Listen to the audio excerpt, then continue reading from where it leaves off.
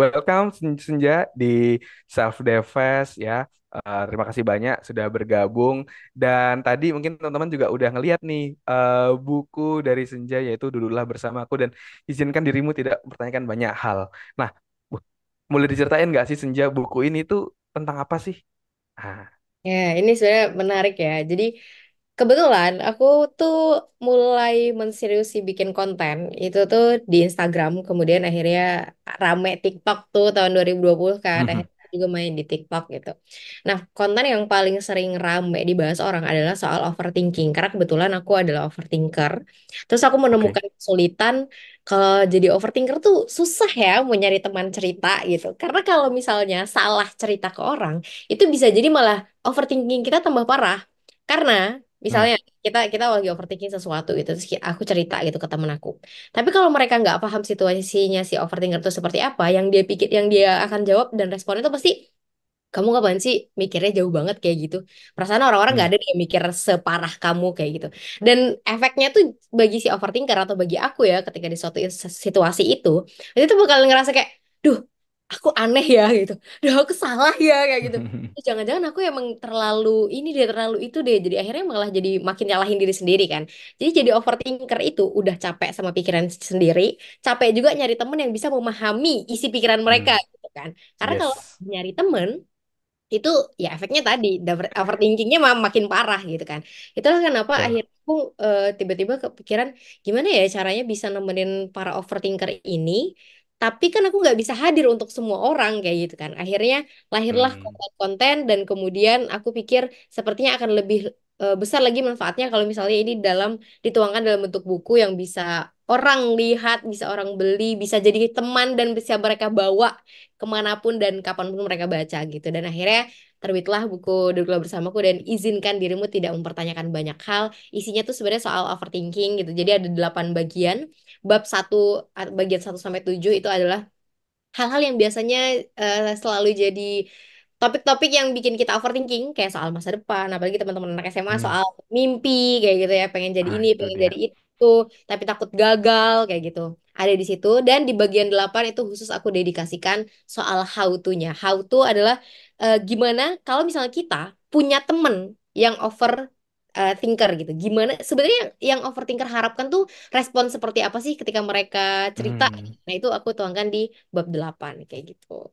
Kurang lebih kayak Wah, gitu sih. interesting. Ya. Jadi di bab 8 tuh kita juga bisa ngebantuin ya orang lain yang Yes, overthinking gimana cara betul. mengurai overthinking yang dia Iya, rasakan seperti itu. benar. Karena gini Kak, yang aku temukan tuh kadang ketika si overthinker ini nggak dapat respon yang dia harapkan, sebenarnya belum bukan Mhm. nggak sepenuhnya salah si teman yang nggak tahu ngerespon juga ya. Kadang mungkin emang Mhm. mereka nggak ngerti gitu cara ngeresponnya gimana gitu. Makanya di bab 8 itu aku tuangkan sebenarnya apa sih yang diekspektasikan oleh seorang overthinker ketika mereka cerita gitu. Oke, oke. Gitu. Wah, interesting nih bukunya. Jadi kalau kamu mau dapetin bukunya, bisa ke Gramedia atau kamu bisa juga ikut nih ya, bikin story nih dari recap atau summary dari yang di-sharingkan oleh Senja ya. Nah, boleh ceritain nggak sih Senja dulu Senja pernah overthinkingnya itu yang paling berkesan tuh overthinking apa sih? Terus akhirnya bisa melepaskan ya dari overthinking tersebut seperti apa? Mungkin bisa jadi inspirasi buat teman-teman. Hmm, sebenarnya meskipun aku sudah tahu gimana caranya keluar dari kayak penjara overthinking itu tiap kali aku lagi overthinking, bukan berarti aku sekarang jadi nggak pernah overthinking lagi gitu. Karena aku pernah dapat dapat pertanyaan, Kak, kalau misalnya udah tahu cara mengendalikan overthinking itu, apakah akhirnya Hmm. overthinking itu jadi hilang gitu aja atau kita jadi nggak pernah overthinking lagi gitu? Kalau menurutku enggak, dan yang terjadi di aku pun tidak gitu kan. Overthinking itu kayak apa ya? Kayak kita demam lah. Ketika kita sudah Hmm. sembuh demam kan belum tentu ke depan kita nggak bakal demam lagi gitu. Nggak mungkin ke depan kita bakal flu lagi. 100% nggak Betul. bakal sakit lagi kan nggak juga gitu. Tapi kalau misalnya itu terjadi, kita udah tahu dong obatnya kalau demam berarti belinya paracetamol dan lain-lain kayak Hmm. gitu. Sama overthinking juga. Ketika kita sudah tahu cara jalan keluarnya belum tentu atau bukan berarti overthinkingnya berhenti. Nah, menariknya overthinking eh, hal pertama yang bikin aku sadar bahwa sepertinya aku ini ya tipe orang yang berpikir terlalu berlebihan itu ketika aku mau Mhm. memutuskan kuliah gitu. Karena setiap hari waktu aku kelas Mm-mm. 3 SMA, setiap hari tuh pilihan aku selalu berubah dengan seiring bertambahnya informasi baru yang aku dapetin gitu. Kan kadang biasa Mm. kalau orang kalau udah tahu punya satu tujuan, ya udah dia fokus ke situ aja cari informasi soal tujuan itu gitu ya. Tapi kalau Ya. aku membuka semua opsi selebar-lebarnya dan ujung-ujungnya bingung sendiri. Pilihan A, oh, oke deh hari ini aku mau milih Universitas A kayak gitu. Tapi tiba-tiba Ah. aku scrolling lagi, mendengar soal Universitas B yang eh Mm. seatnya lebih banyak, misalnya kayak gitu, lebih ini, lebih ini, lebih ini. Kayaknya B deh, oke lebih seru deh kayak gitu. Tapi aku denger lagi gitu informasi Universitas C dan lain-lain sampai akhirnya aku Ah. sendiri kayak setiap hari tuh stres mikirin, aduh aku harus daftar di mana ya gitu karena saking bingungnya kayak gitu. Terus juga selain universitas yang bikin aku sadar bahwa sebenarnya aku tuh overthinker adalah tiap kali aku habis ngobrol atau ketemu sama orang, itu Mm. pulangnya bener-bener Mm. pulangnya banget, bukan besoknya atau malamnya bahkan. Di perjalanan pulang, aku pasti mikir, kayak aku tadi nggak harus ngomong itu ya, gitu. Kayaknya aku tadi terlalu berlebihan ya reaksinya, atau tadi aku Mm. tadi Mm. oversharing ya, kayaknya dia harus tahu itu deh, gitu. Atau, Mm. aduh harusnya aku tadi ngomong ini, kenapa aku tadi nggak sempet ngomongin ini di percakapan tadi, gitu. Dan Mm. beneran pas pulang tuh rasanya, aduh jangan-jangan habis ini dia nggak mau temenan sama aku lagi gara-gara aku oversharing dan segala macam gitu. Nah ketika mengalami hal ini tuh bikin aku sadar dan aku tuh mikir gitu kenapa ya aku kayak gini dan menariknya ternyata fenomena overthinking itu bukan sebenarnya ini bukan penyakit juga ini hanya sebuah situasi dan untuk menyederhanakan situasi ini maka disebutlah dengan istilah overthinking tadi terus aku tuh sempat searching gitu kan Mm. jangan-jangan aku yang cuma apa ya cuma khawatir sendiri aja gitu soal overthinking ini ternyata di salah satu artikel di Forbes Ya. magazine itu dia Ya. dibikin artikel juga di Google gitu terus aku baca dia ngasih ada 10 ciri overthinker. Nah, dari 10-nya itu pas aku baca, ya ampun, ini saya semua ya.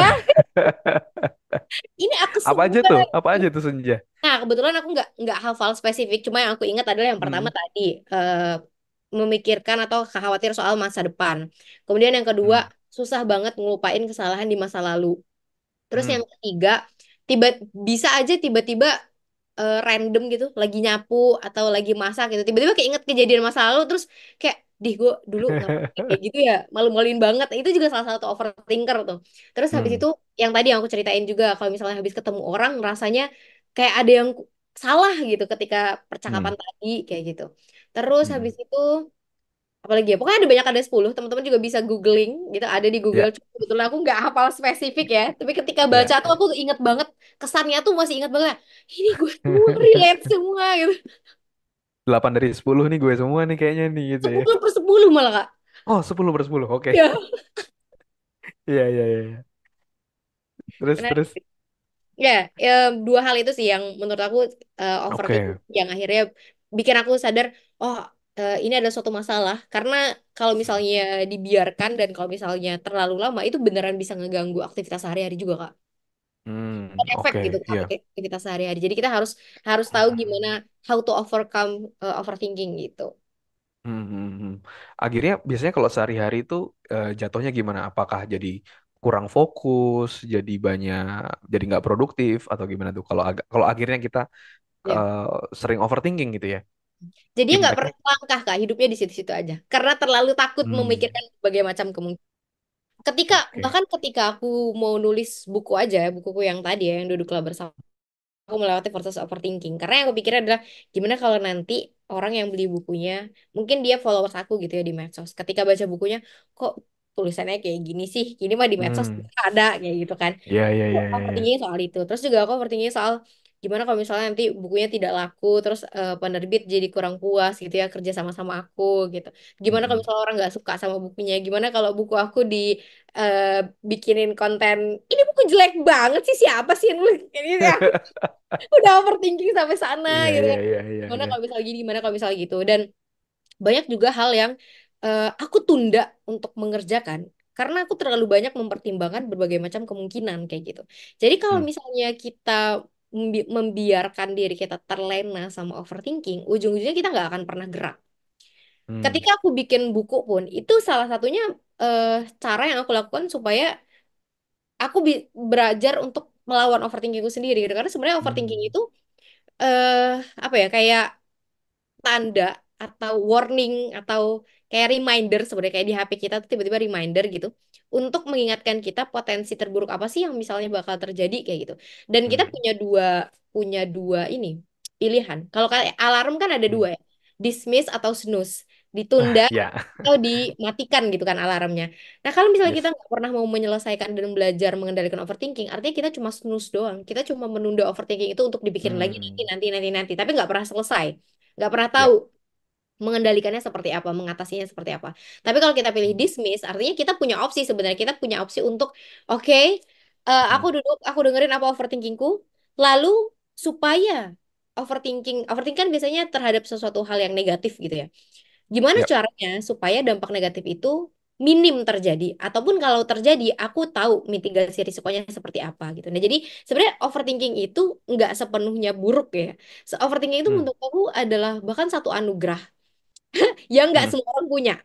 Kalau misalnya teman-teman sekarang ada yang lagi kerja atau yang misalnya SMA atau kuliah di organisasi, kalau punya salah satu anggota yang overthinker, jadikan dia salah satu tim untuk merumuskan sebuah acara. Karena aku Nah, yakin pasti itu di dia. kepalanya, di kepalanya dia pasti akan muncul Interesting. kita harus mempertimbangkan kemungkinan kalau misalnya acaranya outdoor akan ada hujan. Nanti Nah, kalau itu. misalnya macet, nanti kalau misalnya ini, nah itu yang semua pasti muncul di kepalanya overthinker. Sedangkan orang yang nggak overthinker mungkin tidak akan terpikir jauh sampai sana. Itu menurutku itu Hmm. menariknya dari overthinker yang nggak semua orang punya gitu. Iya, iya benar-benar. Jadi dia kalau jadi ketua panitia tuh pasti akan kepikiran semua dampak buruknya, what if Betul. buruknya ya. Dia Hmm, udah yes, siap ya. mengantisipasi itu. Jadi bisa bisa dimanfaatkan gitu. Nah, kalau boleh saya summary-kan dari yang sharing oleh Senja tadi, kalau yang bisa saya garis bawahi adalah tadi ciri-ciri overthinker ya adalah dia coba memikirkan sesuatu yang belum pasti, yang di Betul. masa depan dan kecenderungannya dia itu adalah kan ada pertanyaannya what if ya bagaimana jika tapi kecenderungannya negatif betul ya what if negatif akhirnya dia sendiri yang akhirnya akhirnya stuck kayak gitu ya. Betul. Nah, tadi berarti gimana tadi apa yang harus kita lakukan nih Senja untuk bisa mengatasi overthinking tadi. Kalau tadi kan misalnya Senja salah satunya menulis buku mungkin juga jadi salah satu terapi overthinking yang selama ini dialami dan membuktikan bahwa apa yang mungkin asumsi yang di pikiran tuh tidak tepat. Nah, Hmm. apa langkah-langkah praktis yang bisa kita lakukan Senja untuk mengatasi overthinking? Mungkin ada tips buat teman-teman Growmate. Ya, jadi sebenarnya ada beberapa hal ya yang bisa dilakuin. Overthinking yang paling aku ingat yang parah banget yang terjadi di diri aku adalah ketika COVID kemarin. Kebetulan Hmm. waktu itu posisinya tahun 2020 itu aku lagi kuliah semester 6 dan itu lagi magang. Tapi magangnya itu kita boleh milih untuk magang di daerah kita masing-masing atau di Jakarta gitu. Kebetulan aku milihnya yang di Jakarta, jadi aku nggak pulang ke rumah kayak gitu. Sedangkan itu sebenarnya waktu liburan, lagi liburan semester, jadi di kos-kosan di daerah kos-kosan dekat kampus itu bener-bener cuma bisa dihitung orang doang karena anak-anak mahasiswa lagi pada pulang gitu kan liburan semester ke rumah. Nah, Hmm. ketika itu saat COVID, aku sendiri di kosan aku 14 kamar itu aku sendiri doang di kos-kosan itu karena yang lain lagi pada pulang ke rumah. Kemudian COVID, terus habis itu sempat aku nggak tahu teman-teman masih ingat apa enggak, tapi aku masih ingat banget waktu itu sempat rame berita soal tiba-tiba ada suara-suara aneh yang orang dengar Hmm. kayak gitu. Terus Hmm. berita soal gunung apa gempa apa segala macem lah itu kayak gitu. Dan parahnya, kepalaku yang overthinking ini bikin aku membuat aku khawatir dan aku ngepikir, ini kalau aku mati di dalam kosan ini sendiri nggak ada yang tahu gimana gitu. Tiba-tiba gue ditemukan 7 hari kemudian, nih anak sudah bernyawa gitu kan. Karena kan kosannya pasti selalu Iya, aku iya. kunci gitu. Kamarku di lantai 2. Hmm. Aku Hmm. jadi di dalam kamar doang gitu di rumah. Ya kita COVID kan nggak keluar kemana-mana kan gitu. Iya, Jadi betul. yang bikin aku overthinking itu gimana kalau misalnya tiba-tiba aku mati terus orang luar nggak tahu kalau sebenarnya aku kenapa-napa gitu Hmm. kan di dalam. Hmm. Hmm. Aku overthinking itu sampai aku nggak bisa tidur Kak. Aku nangis terus aku nggak bisa tidur Oke. gitu.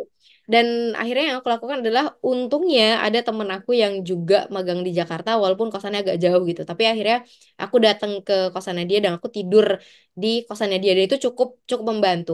Nah mungkin dari cerita Hmm. ini yang bisa dilakukan adalah ketika kita misalnya ngalamin overthinking yang sampai parah banget kayak gitu ya, sampai Ya. secara physically dan sosial itu berpengaruh.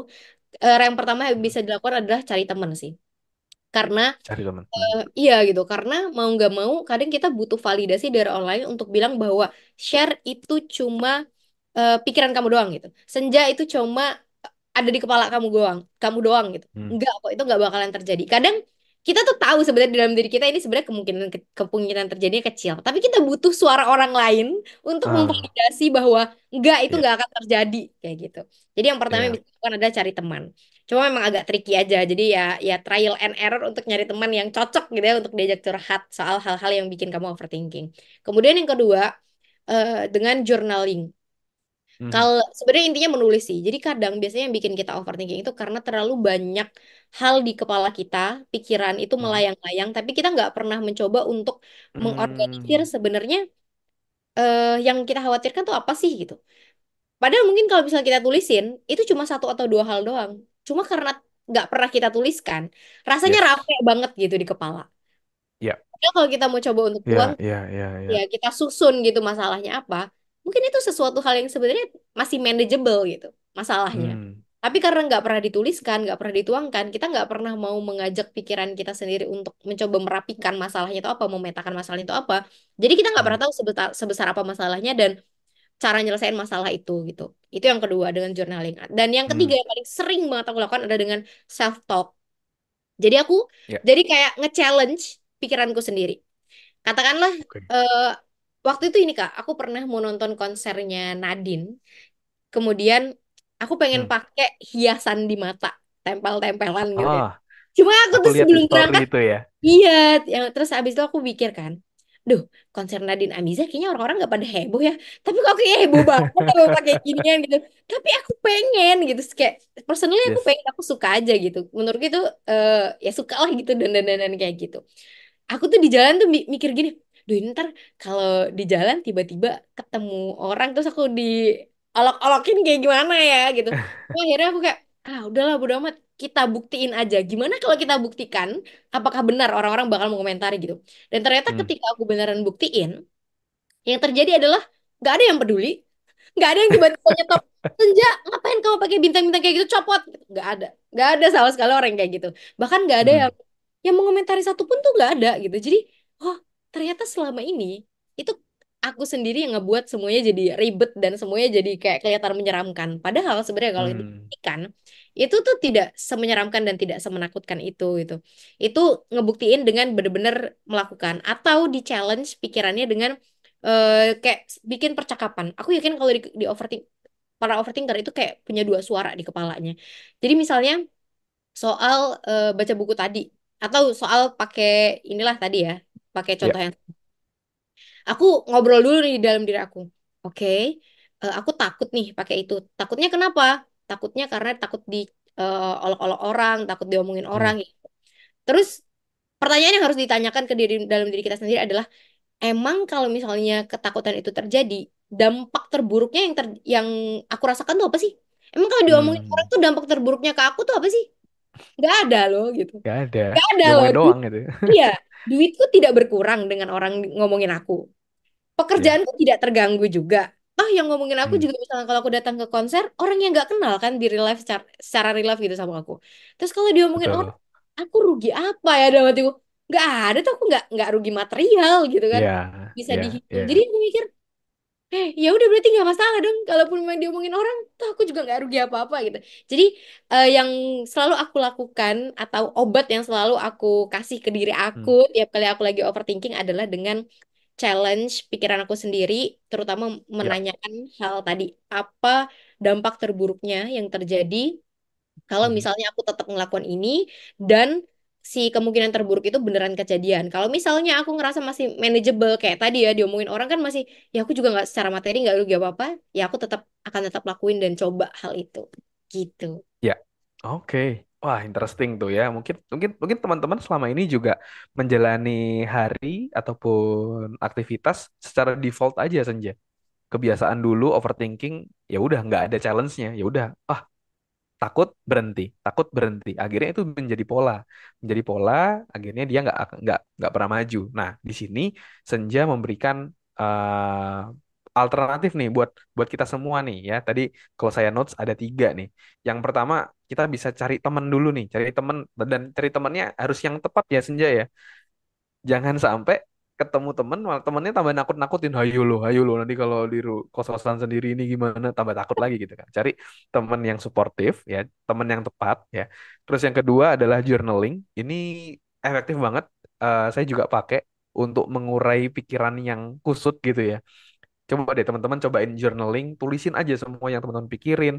Itu kayak habis itu kayak plong aja gitu, kayak pelong, kayak lega, kayak benang, itu kayak udah yang awalnya kusut terurai. Kalau ibaratnya air kolam itu awalnya keruh banget, tiba-tiba jadi jernih. Kita bisa jadi lebih ngelihat, lebih lebih detail, lebih spesifik. Nah, itu dengan journaling. Dan yang ketiga adalah tips dari Senja adalah self talk atau kasih challenge nih. Karena karena kadang-kadang ketakutan yang kita takutkan itu 80% nggak pernah terjadi ya Senja ya. Itu hanya ada di pikiran kita sendiri aja kayak gitu.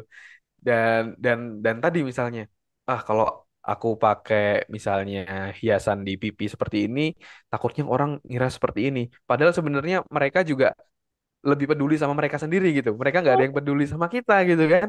Ngapain kita takut gitu. Jadi tetap tetap jalani ya. Dan mungkin ya beberapa kali overthinking itu tadi ya ada hal positifnya, yaitu ingin menjaga kita agar tidak apa ya, tidak sakit ataupun tidak merasa sengsara kayak gitu. Tapi kalau udah berlebihan dan menghentikan kita buat maju, itu harus teman-teman challenge gitu ya. Jadi bukan berarti nggak boleh overthinking, nyebrang jalan langsung lari aja gitu, bukan begitu ya.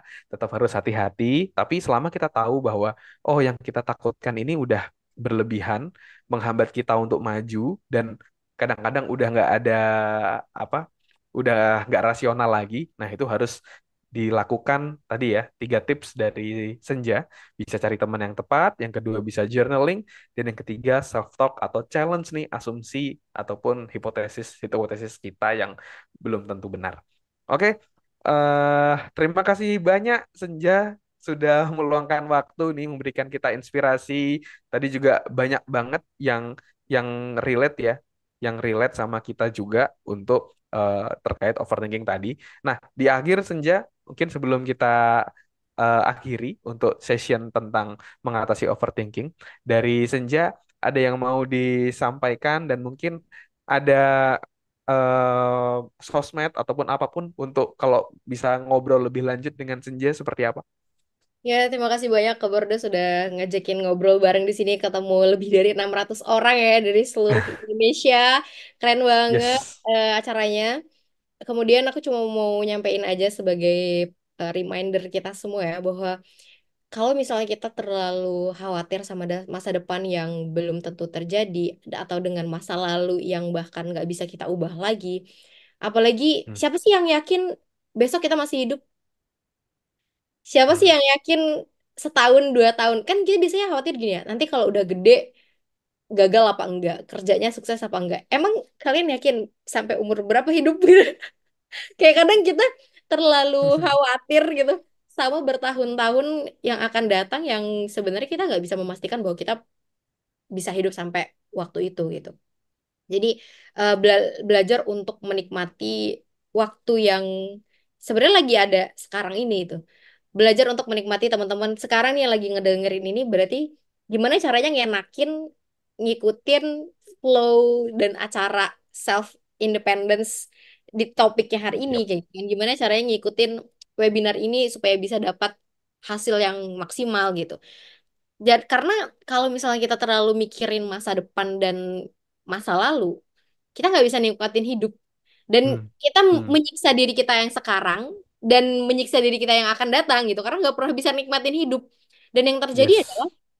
mungkin teman-teman sekarang yang sudah kerja, aku nggak tahu nih, teman-teman di sini udah pada kerja kah? Atau umur berapa? Mungkin boleh sambil jawab di chat juga. Jadi aku punya bayangin, aku nggak Boleh. paham sama teman-teman yang usia berapa. Kalau misalnya Boleh teman-teman ketik oh, umurnya. 24, 24, terus 22, ini kayaknya pada di direct message nih ngetiknya. Jadi masukin ke aku. Oke, umurnya 20 DM.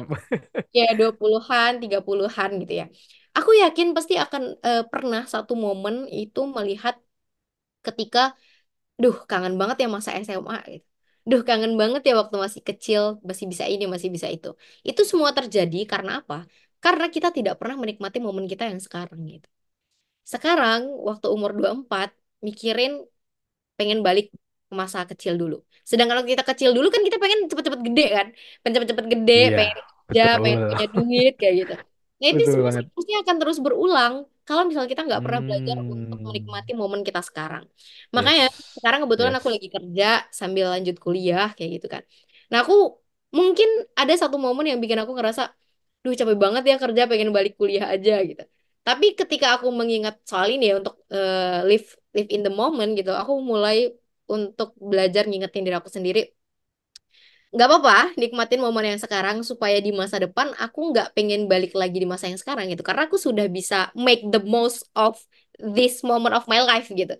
Jadi Hmm, mengusahakan untuk hidup di masa sekarang yang udah pasti kita lagi jalanin gitu daripada di masa depan yang masih belum pasti dan masa lalu yang nggak bisa kita ubah gitu. Jadi itu hmm. sih yang aku mau sampaikan ke teman-teman, dan kalau misalnya teman-teman mau terhubung, aku ada di sosmed, di medsos manapun bisa ketik aja Senja Rindiani, di YouTube ada, di TikTok juga ada, di Instagram juga ada, dan oh ya dalam waktu dekat insya Allah mungkin sekitar bulan depan aku akan launching juga buku kedua, judulnya Life Reset. Nah, Life Reset ini mungkin lebih ke, kalau misalnya buku kemarin itu lebih ngepuk-puk dan memvalidasi perasaan, buku yang kedua ini insya Allah yang Life Reset lebih ke arah kalau misalnya teman-teman mau berubah, nah buku udah yakin nih, udah siap, oh ya aku mau menjadi pribadi yang lebih baik lagi. Nah, buku Life Reset akan jadi teman perjalanan tumbuh kalian kayak gitu. Semoga bisa lancar prosesnya dan insya Allah nanti juga akan bisa Amin. ditemukan di Gramedia. Mungkin itu Wow. Kak yang bisa aku sampaikan. Terima kasih semuanya ya udah ngedengerin obrolan aku sama Kak Bordes. Jangan lupa untuk menikmati waktu yang kamu punya sekarang. Semoga hari menyenangkan. Sampai jumpa di event-event selanjutnya. Yes, thank you Senja waktunya ya.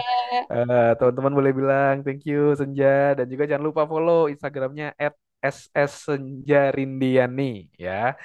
Di Instagram sering sharing juga banyak hal, kamu akan belajar banyak dan gak nyesel follow Senja. Ya saya udah ketemu ya waktu itu juga ngobrol banyak banget pembelajaran dan podcastnya juga jadi dapat penghargaan juga Spotify ya.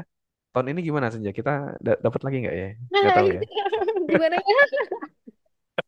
Oke, oke itu dulu Senja. Terima kasih banyak atas waktunya udah sharing di Self Defense ini.